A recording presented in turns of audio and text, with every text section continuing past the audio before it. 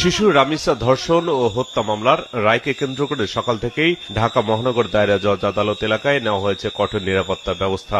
মোতায়েন করা হয় অতিরিক্ত পুলিশ। সকাল ৯টার দিকে কিছু আগে প্রিজন ভ্যানে করে আদালতে আনা হয় মামলার প্রধান আসামি সোহেল রানা ও তার স্ত্রী স্বপ্না খাতুনকে। পরে করা নিরাপত্তার মধ্যেই তাদের হাজতখানা থেকে শিশু সহিংসতা দমন ট্রাইব্যুনালে হাজির করা হয়। সকাল ১১টার দিকে সবার উপস্থিতিতে রায় পড়া শুরু করেন বিচারক। চলে ৩৫ মিনিট ধরে।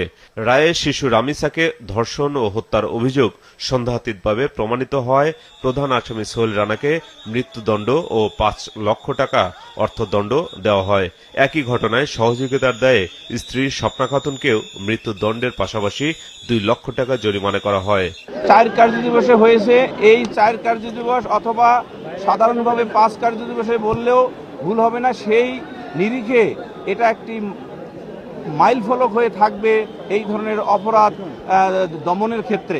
সমাজের শিশুদেরকে এই ধরনের ঘটনা থেকে রক্ষা করার জন্য এবং মানুষের ভিতরে সচেতনতা সৃষ্টি করার জন্য এইটা একটি দৃষ্টান্তমূলক একটা বিচার এবং দৃষ্টান্তমূলক অপরাধের শাস্তি হিসাবে এটা আমাদের এই আইনের অঙ্গনে এটা বিরাজ করবে।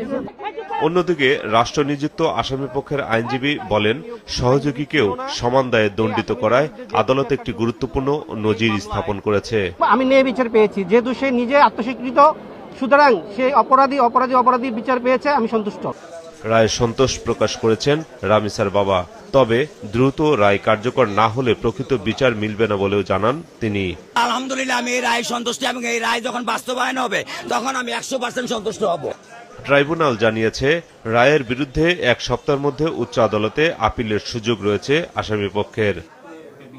এদিকে মামলার ডেথ রেফারেন্স ও রায়ের নথি সুপ্রিম কোর্টে পৌঁছালে দ্রুত শুনানি ও আপিল নিষ্পত্তির উদ্যোগ নেওয়ার কথা জানিয়েছেন অ্যাটর্নি জেনারেল। এই দেশের নাগরিকদের প্রত্যাশা পূরণের জন্য, সুবিচার প্রতিষ্ঠার জন্য যে নারী এবং শিশু নির্যাতন দমন আইনের অধীনে এই জাতীয় মামলা, অর্থাৎ শিশু রামিসা, আসিয়া এবং আপনারা কিছুক্ষণ আগে আপনারা উল্লেখ করেছিলেন রসুখা, এই সমস্ত মামলাগুলো শুনানির জন্য হাইকোর্টে একটি সুনির্দিষ্ট বেঞ্চ উনি গঠন করবেন, যেটা আগামী রবিবার থেকে কার্যকর হবে।